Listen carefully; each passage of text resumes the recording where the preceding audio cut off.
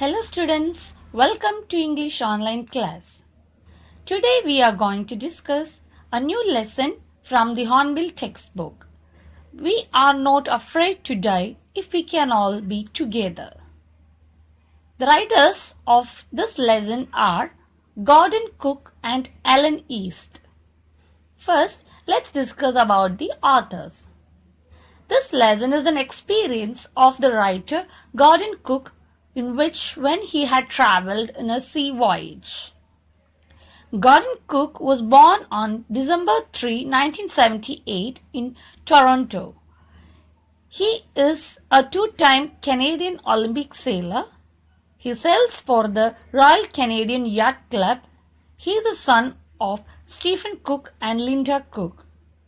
He had a great interest in writing stories too. So, let's discuss the theme of this lesson. We are not afraid to die if we can all be together is a story of extreme courage and skill exhibited by Gordon Cook, his family, and two crewmen in a war with water and waves for survival. So, now let's see Gordon Cook and his family. This was his family photograph. Gordon Cook with his wife Mary and two children, Suzanne, his daughter, and son Jonathan. This was taken on July 1976 when they start their journey. Now let's move on to the lesson. I'll divide the whole lesson into three phases, and the first one today which we are going to discuss is the peaceful journey. The second phase of their journey was the impending disaster. And the third point, the survival. So the whole lesson comprises of these 3 points, and today we will discuss about the first point, a peaceful journey, and the introduction of the second one, how their journey was worsened. So the lesson starts with a voyage planned by the narrator along with his family. The narrator was a 37-year-old businessman. He was from Plymouth, England, along with his wife Mary and son Jonathan, 6 years old, and daughter Suzanne, 7 years old. So they started their journey in a boat named Wave Walker. It was 23 meters long and 30-ton weight. So they started their journey. What they have planned is they wanted to duplicate the voyage which was done 200 years ago by Captain James Cook.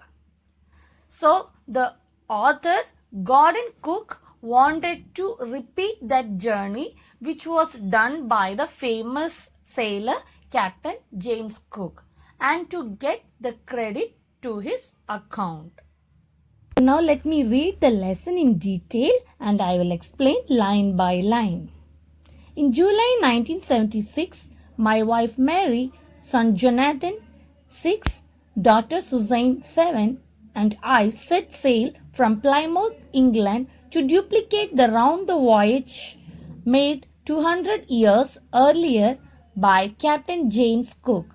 For the longest time, Mary and I, a 37 years old businessman, had dreamt of sailing in the wake of the famous explorer, and for the past 16 years we had spent all our leisure time honing our seafaring skills in British waters. So, in the first introductory paragraph, the author is telling us that they started their journey in 1976 July. His wife Mary and his son Jonathan, 6 years, and daughter Suzanne, 7 years, they started their journey from Plymouth, England, and to duplicate the round the world voyage Duplicate means to repeat. To repeat the voyage made by the famous sailor Captain James Cook.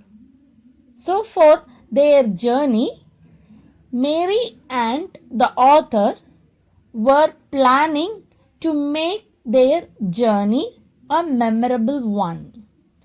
So for this, for the past 16 years, they were spending their leisure time for honing our seafaring skills. Honing means sharpening.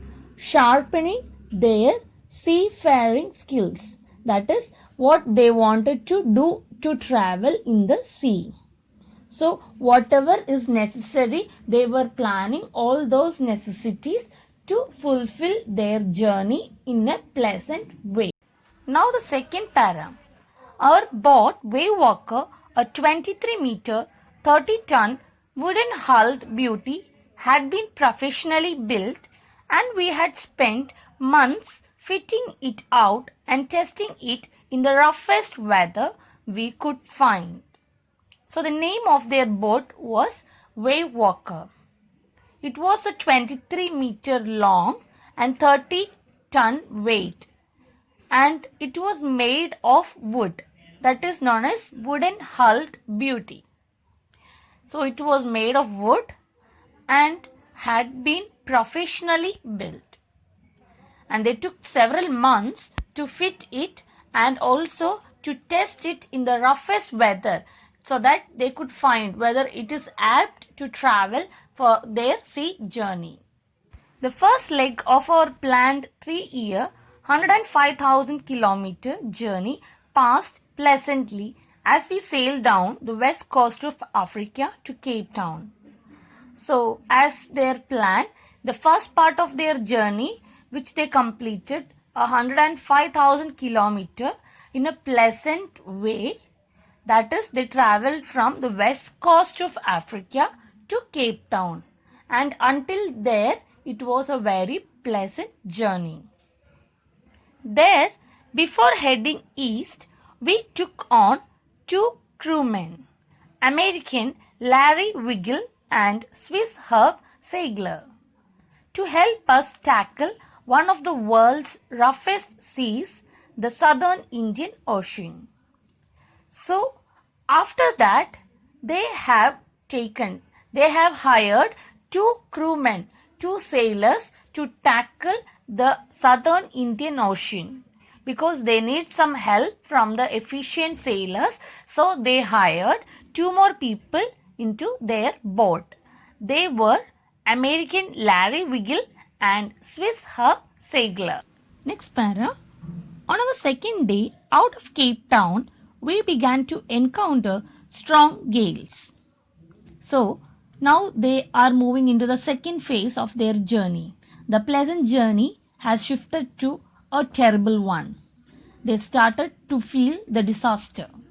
The second day of Cape Town, they started to encounter the strong storms. Gale means strong wind.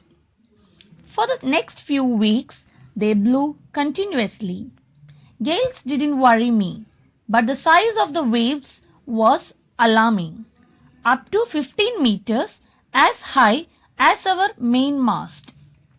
So it was not the strong storms which worried the author, but the 15 meters high waves were the height of the mast worried the narrator. So mast means, you can see here in the picture, a tall upright structure on a boat or a ship.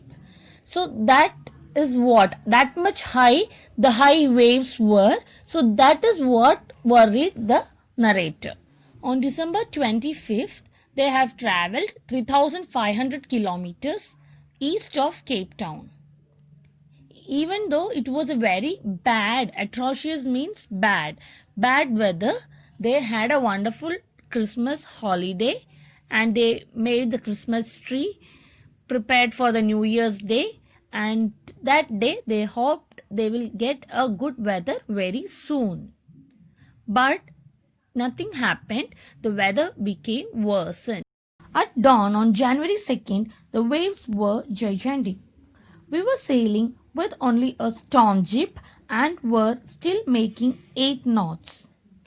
So on 2nd January 1976, in the early morning, the waves became very huge and they were sailing only with one storm jib.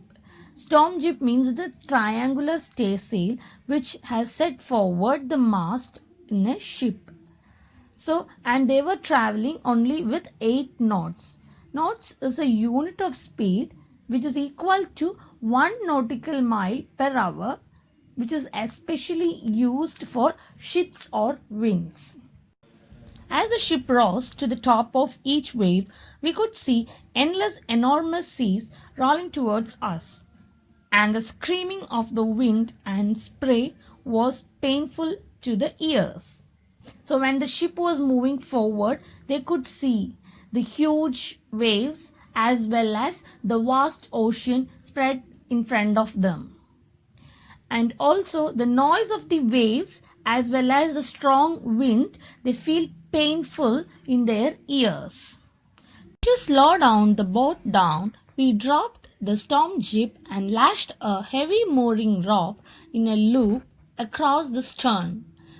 Then we double lashed everything, went through our life raft drill, attached lifelines, donned oilskins and life jackets, and waited. So, to slow down the boat, they have dropped the storm jib and hit a heavy mooring rope across the back part of the ship in a loop. Stern means the back part of the ship and mooring means the ropes or anchor. Then we double lashed everything. Double lash means to hit with a lot of force. So they double lashed whatever has come across and went through our life raft drill. Then they put on. Donned means to put on or to wear.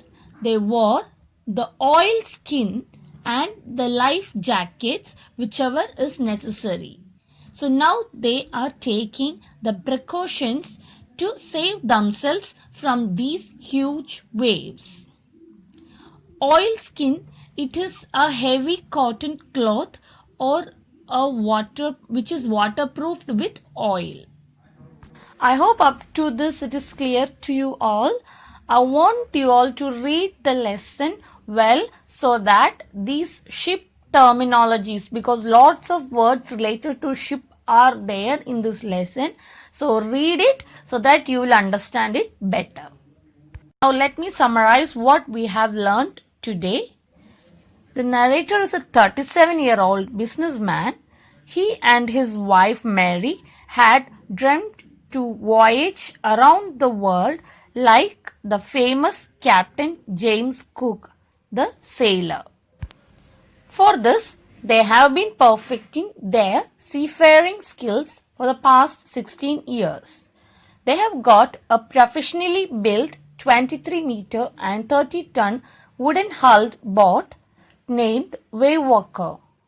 The boat has been tested in the roughest weather.